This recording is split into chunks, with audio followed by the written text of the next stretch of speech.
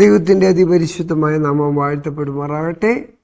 ഈ പ്രഭാത ജാഗരണ ശുശ്രൂഷയിലേക്ക് ദൂരത്തും ചാരത്തുമായി ഞങ്ങളെ ശ്രവിക്കുന്ന എല്ലാവർക്കും ധന്യനായ യേശു ക്രിസ്തുവിൻ്റെതായ നിശ്ചല നാമത്തിലുള്ള സ്നേഹവന്ദനങ്ങളെ അറിയിക്കുന്നു.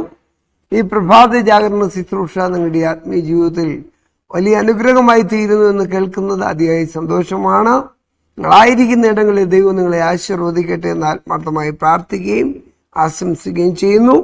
ഇന്ന് നമുക്ക് വായിച്ചു കേൾപ്പാനുള്ളത് ദൈവത്തിൻ്റെ ജനം ശബത്ത് ആചരിക്കണം. അതിന് ഉപോത്ഫലകമായി നൽകിയിരിക്കുന്ന മനപ്പാഠവാക്യം, താൻ ചെയ്ത പ്രവൃത്തിയൊക്കെയും ദൈവം തീർത്ത ശേഷം താൻ ചെയ്ത സകല പ്രവൃത്തിയിൽ നിന്നും 7-ാം ദിവസം നിവൃത്തനായി. ഉൽപ്പത്തി 2:2. നമുക്കറിയാം, ഇവിടെ വളരെ കർക്കശമായ നിലപാടിലൂടെ ദൈവമായ കർത്താവ് മനുഷ്യന് തൻ്റെ ആത്മീയ ജീവിതത്തിൽ നൽകിയതായ ഒരു ദിവസമാണ് വിശുദ്ധ ശബത്ത് എന്ന് പറയുന്നത്. ഉൽപ്പത്തി പുസ്തകം നാം വായിക്കുമ്പോൾ നമുക്കവിടെ കാണുവാൻ കഴിയും, താൻ സൃഷ്ടിച്ചുണ്ടാക്കിയ എല്ലാം ദൈവം നോക്കി നല്ലതെന്ന് കണ്ടു. അങ്ങനെയായി സന്ധ്യായ ഉഷസ്സുമായി 7-ാം ദിവസം താൻ ചെയ്ത സകല പ്രവൃത്തിയിൽ നിന്നും അന്ന് നിവർത്തനായതുകൊണ്ട് ദൈവം 7-ാം ദിവസത്തെ അനുഗ്രഹിച്ച് ശുദ്ധീകരിച്ചു എന്ന 4-ാം കൽപ്പനയെ കുറിച്ച് വേദപുസ്തകത്തിൽ അസന്നിഗ്ധമായി വെളിപ്പെടുത്തുന്നതായി കാണുവാൻ തക്കവണ്ണം സാധിക്കും. അവിടെ തിരുവചനത്തിന്റെ ഓരോ മർമ്മ പ്രധാനമായ ഭാഗങ്ങളിലൂടെ കടന്നു പോകുമ്പോൾ അവിടെ കാണുന്നത്, നീ എന്റെ വിശുദ്ധ ദിവസത്തിൽ നിന്റെ കാര്യാദികൾ നോക്കരുത്, നിന്റെ കാൽ അടക്കി വെച്ച് അത് ശബത്തിനെ വിശുദ്ധമായി ആചരിക്കുവാൻ തക്കവണ്ണം ദൈവത്തിന്റെ ആത്മാവ് അവിടെ പറയുന്നതായി കാണുവാൻ തക്കവണ്ണം സാധിക്കും. എന്താണ് ശബത്ത്? ശബത്തിന്റെ മാഹാത്മ്യത എന്തൊക്കെയാണ്? ശബത്തിന്റെ പ്രത്യേകത എന്തൊക്കെയാണ്? ലോകത്തിൽ ഇന്ന് ആയിരക്കണക്കിന് ജനവിഭാഗങ്ങൾ തിങ്ങിപ്പാർക്കുന്ന ഈ കൊച്ചു ഭാരതത്തിലും ശബത്തിന്റെ പ്രസക്തിയെ ഉൾക്കൊണ്ടുകൊണ്ട് ദൈവത്തിന് അവന്റെ നാമത്തിന് തക്ക മഹത്വം കരയറ്റുന്ന ഒരു ന്യൂനപക്ഷം അവിടെയും ഇവിടെയും എവിടെയും ഉണ്ടോ എന്നുള്ളത് അഭിമാന പുരസ്സരം ഓർക്കുവാൻ കഴിയുന്നതായ ഒരു വസ്തുതയാണ്.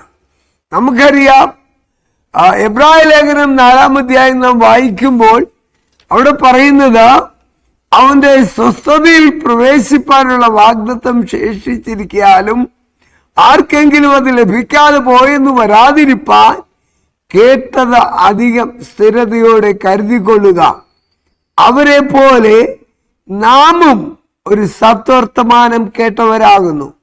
കേട്ടവരിൽ അത് വിശ്വാസമായി പരിണമിക്കായാൽ അവർക്ക് പ്രയോജനം വന്നില്ല. കേട്ടവരായി നാമല്ലോ അവന്റെ സ്വസ്ഥതയിൽ പ്രവേശിച്ചത്. അവിടെ പറയുന്നു, ദൈവത്തിന്റെ ജനത്തിന് ഒരു ശബത്ത് അനുഭവം ശേഷിച്ചിരിക്കുന്നു. അപ്പോസ്തലനായി പത്രോസ് തന്റെ ലേഖനം രേഖപ്പെടുത്തുമ്പോൾ അവിടെ പറയുന്നതായി കാണുവാൻ കൊണ്ട് സാധിക്കും, നിങ്ങൾ ഭൂമിയിൽ കെട്ടുന്നതൊക്കെയും സ്വർഗത്തിലും കെട്ടപ്പെടും, നിങ്ങൾ ഭൂമിയിൽ അഴിക്കുന്നതൊക്കെയും സ്വർഗത്തിലും അഴിഞ്ഞിരിക്കും. ആയതുകൊണ്ട് മനുഷ്യവർഗം പൂർണ്ണമായി അനുസരിക്കുവാൻ തക്കവണ്ണം അതിനെ വളരെ ഊഷ്മളമായി മനുഷ്യവർഗത്തിന്റെ നന്മയ്ക്ക് നിദാനമായി മാറേണ്ടതിനായി വിശുദ്ധ സഭായോഗം കൂടുമ്പോഴൊക്കെയും ശബത്ത് നാളിൽ സഭായോഗം കൂടണമെന്ന് അവിടെ രേഖപ്പെടുത്തുന്നതായി കാണുവാൻ കൊണ്ട് സാധിക്കും.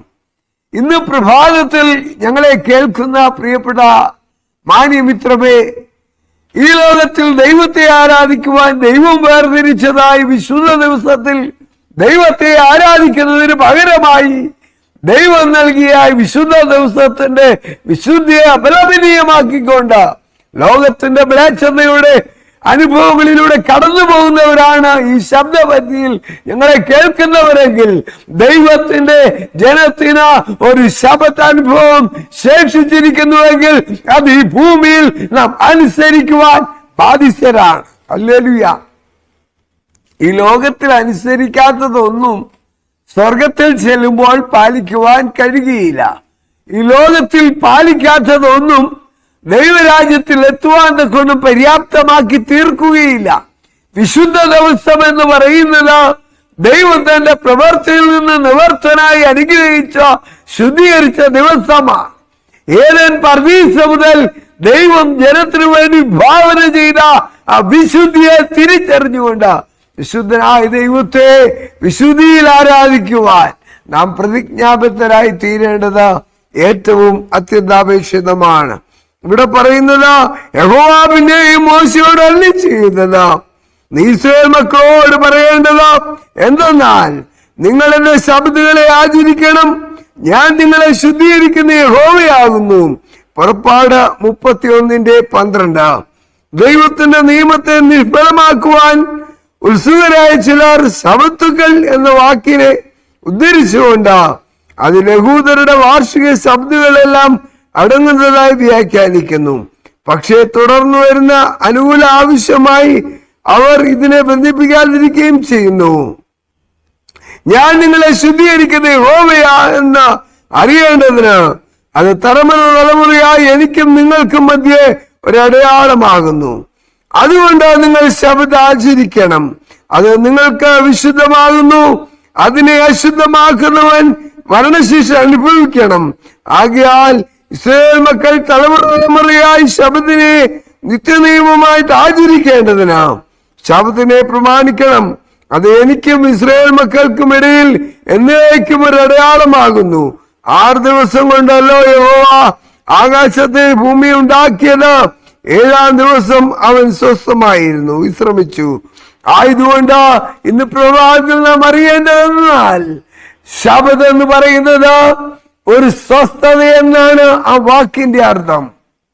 അങ്ങനെയാണെങ്കിൽ യെഹെസ്കേൽ പ്രവാചകൻ പറയുന്നു, അവ എനിക്കും അവർക്കും ഇടയിൽ ഒരു അടയാളമാകുന്നു എന്ന് പറഞ്ഞാൽ ദൈവത്തിന്റെ അന്ത്യകാല മുദ്രയായ വിശുദ്ധ ശബത്തിനെ വിശുദ്ധമായി ആചരിച്ചുകൊണ്ട് വിശുദ്ധിയോടെ ദൈവത്തിന്റെ ഇഷ്ടത്തിനൊത്തവണ്ണം ദൈവഹിതത്തിനൊത്തവണ്ണം ദൈവത്തിനു വേണ്ടി പ്രയോജനപ്പെടുന്ന മാന്യമിത്രങ്ങളായി നിൽക്കുവാൻ ഈ പ്രഭാതം ദൈവം നിങ്ങളെ വിളിക്കുകയാണ്.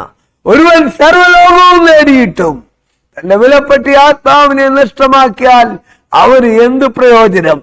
ദൈവകൽപ്പനയ്ക്ക് വിപരീതമായി ഉപദേശം കേട്ട് അതിന്റെ പിന്നാമ്പുറങ്ങളിൽ ഓടിപ്പോകുന്നതിന് പകരമായി നിങ്ങൾ തിരുവെഴുത്തുകളെ ശോധന ചെയ്യുക, അവയിൽ നിങ്ങൾക്ക് നിത്യജീവനുണ്ട്. ഹല്ലേലൂയ. ആ നിത്യജീവൻ ആധാരമായ തിരുവചനങ്ങളെ ശരിയായ നിലയിൽ മനസ്സിലാക്കിക്കൊണ്ട് അതിനുവേണ്ടി നിലകൊള്ളുകയാണെങ്കിൽ ദൈവം നിങ്ങളെ മാനിക്കുവാനിടയായി തീരും. ദൈവം നിങ്ങളെ ആശ്ലേഷിക്കുവാനിടയായി തീരും. ഞാൻ എൻ്റെ വാക്കുകൾക്ക് വേഗത്തിൽ വിരാമം കുറിക്കട്ടെ. ഈ പ്രഭാതം നിങ്ങൾ ചിന്തിക്കുക, ദൈവത്തിന്റെ കൽപ്പനയനുസരിച്ചാണോ നിങ്ങൾ പള്ളിയിൽ പോകുന്നത്? അല്ല, ദൈവ പ്രമാണത്തെ ലംഘിച്ചാണോ നിങ്ങൾ പള്ളിയിൽ പോകുന്നത്? അങ്ങനെയാണെങ്കിൽ കർത്താവിന്റെ മഹത്വ പ്രത്യക്ഷതയിൽ നിങ്ങൾക്ക് നിൽക്കുവാൻ കഴിയുകയില്ല. ആയതുകൊണ്ട് ദൈവ പ്രമാണത്തിലേക്ക് ഒരു മടങ്ങി വരവ് ഈ പ്രഭാതം ഉണ്ടാകട്ടെ. ഈ പ്രഭാത ജാഗരണ ശുശ്രൂഷ അതിന് മുഖാന്തരമായി തീരട്ടെ എന്ന് ആത്മാർത്ഥമായി പ്രാർത്ഥിക്കുകയും ആശംസിക്കുകയും ചെയ്യുകയാണ്. ദൈവം നമ്മെ എല്ലാവരും അനുഗ്രഹിക്കട്ടെ. ശുദ്ധ ദിവസത്തിന്റെ വിശുദ്ധിയെ ഉൾക്കൊണ്ടുകൊണ്ട് ജീവിത വിശുദ്ധിയോടെ മുന്നേറുവാൻ നമുക്ക് ഓരോരുത്തർക്കും സഹായിക്കട്ടെ എന്ന് ആത്മാർത്ഥമായി പ്രാർത്ഥിച്ചുകൊണ്ട് ഞാൻ വേഗത്തിൽ എന്റെ വാക്കുകൾക്ക് വിരാമം കുറിക്കുന്നു. ദൈവം നമ്മെ അനുഗ്രഹിക്കുമാറാകട്ടെ. ആമേൻ. നമുക്കൊരു വാക്ക് പ്രാർത്ഥിക്കാം. നിത്യനും മഹാപരിശുദ്ധനും സ്നേഹസമ്പൂർണനുമായിരിക്കുന്നവനെ, അവിടുത്തെ തൃക്കരങ്ങളിലേക്ക് നിങ്ങൾ കടന്നു വരുന്നു. ജന്മദിനം അനുസ്മരിക്കുന്ന മക്കളുണ്ട്, രോഗത്താൽ ഭാരപ്പെട്ട ഭവനങ്ങളിലായിരിക്കുന്നവരുണ്ട്. കർത്താവെ, അപകടത്തെ തുടർന്ന് ഭവനങ്ങളിലായിരിക്കുന്ന ഒറ്റപ്പെട്ട് കഴിയുന്ന പ്രിയപ്പെട്ടവരുണ്ട്. അപ്പാ, എല്ലാവരും തൃക്കരങ്ങളിൽ ഏൽപ്പിക്കുന്നു. ഈ പ്രഭാത ജാഗരണ ശുശ്രൂഷ അനേകരുടെ വിടുതലിനും ആശ്വാസത്തിനും കാരണമാക്കി തീർക്കണം. ഈ ആത്മീയ ശുശ്രൂഷ നിർവഹിപ്പാൻ ഞങ്ങളെ ദൈവം വിളിച്ചത് ഓർത്ത് സ്തോത്രം.